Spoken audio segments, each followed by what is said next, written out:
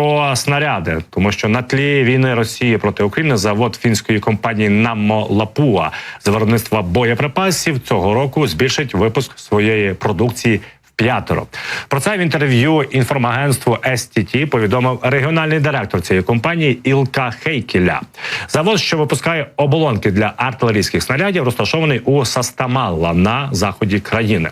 Ця компанія є спільно норвезько-фінським підприємством, що спеціалізується на виробництві боєприпасів. Акції компанії розділені порівну і належать Міністерству торгівлі та промисловості Норвегії та фінській оборонній корпорації Патрія. Збільшення виробництва на заводі в Састамалла пов'язане з війною в Україні, оскільки артилерійські снаряди відіграють ключову роль у фінській допомозі Україні. Компанія Наммо подала заявку на участь у проєкті Європейського Союзу зі збільшення виробництва боєприпасів. У разі успіху компанія побудує новий завод з виробництва артилерійських снарядів. Проєкт також потребуватиме фінансування з боку уряду Фінляндії.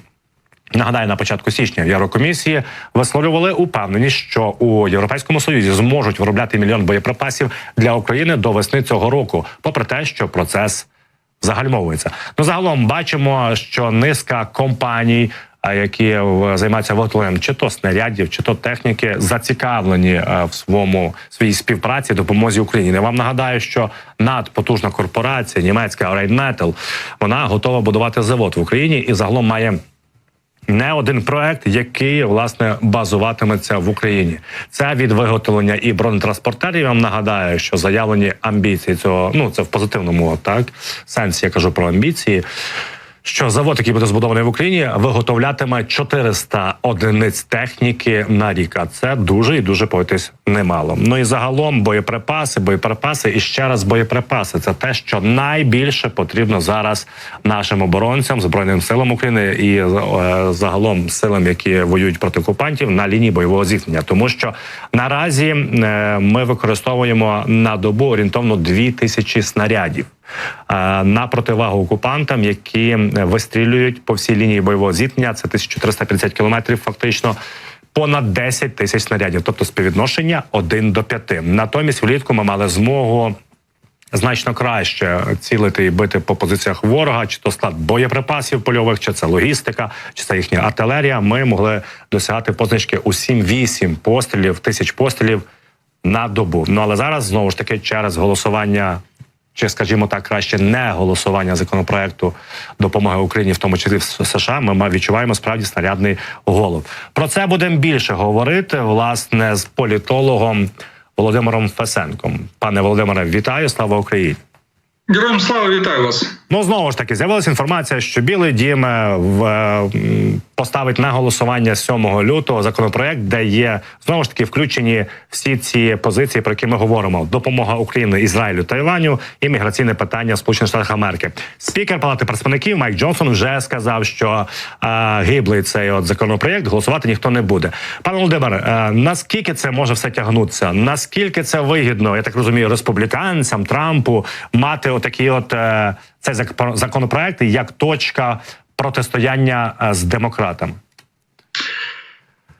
На жаль, ніхто зараз не може точно сказати, як довго це може тягнутися. Очевидно, що і Білий дім, і частина республіканців, як мінімум в Сенаті, вони все ж таки розуміють величезні ризики для національної міжнародної безпеки, відсутності допомоги для України, для Ізраїлю. До речі, в новому варіанті законопроекту там йдеться також про гроші, близько 2 мільярдів на військову операцію США в Червоному морі. Тому є раціональне розуміння, що врешті-решт це треба вирішити, проголосувати, інакше наслідки можуть бути дуже негативними. Але Трамп, на превеликий жаль, зробив ставку на те, щоб Байден повністю провалився. Тут справа не в Україні, не в тому, що там Трамп хоче поразки Україні чи хоче допомогти Путіну. Ні, це спрощення і це така, я б сказав, примітивна конспірологія. На жаль, все простіше і драматичніше. Трамп зробив ставку на тему міграційної кризи на кордоні з Мексикою, як на головну тему виборчої кампанії в США.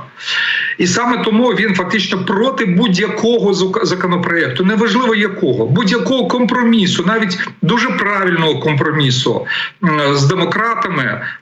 Для нього чим гірше, тим краще, з точки зору його передвиборних інтересів.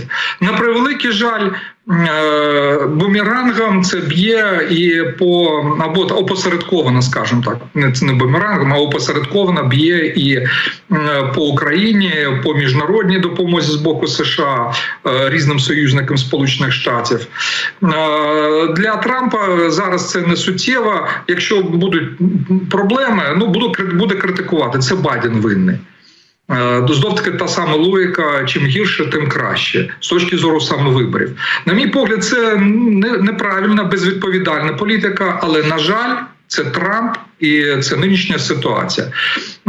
В Конгресі США, в Нижній палаті Конгресу США, в Палаті представників, от Майк Джонсон, якого процитували, вони діють в логіці Трампа. І вони вже заздалегідь заявили, що не будуть підтримувати законопроект Байдена.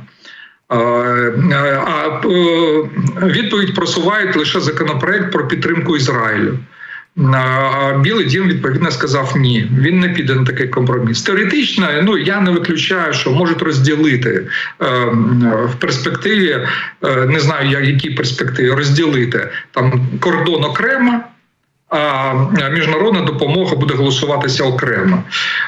Хоча, знов-таки, республіканці, особливо трампісти, вони виступають за розділення допомоги Ізраїлю і Україні. От по Ізраїлю вони готові підтримати, по Україні у них є претензії саме до Байдена, а не до України. Плюс внутрішнє, скажімо так, порозуміння, там їм ще треба знайти внутрішній консенсус, тому що частина республіканців виступають за посилення підтримки України. Зокрема, і керівники профільних комітетів там по обороні, по розвідці, по національній безпеці, республіканці очолюють конгресові комітети. Вони за посилення підтримки України.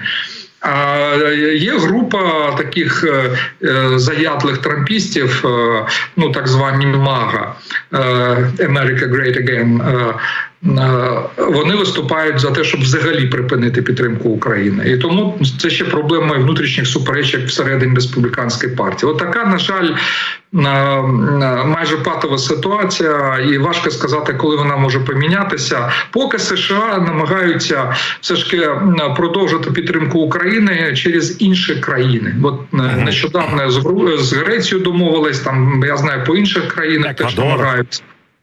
Еквадор, по мінімуму це, в принципі, щось дає нам, але, безумовно, принципово важливо, щоб відновилася нормальна, в достатньо високому обсязі, хоча б воєнна підтримка з боку США, тому що для нас це критично важливо.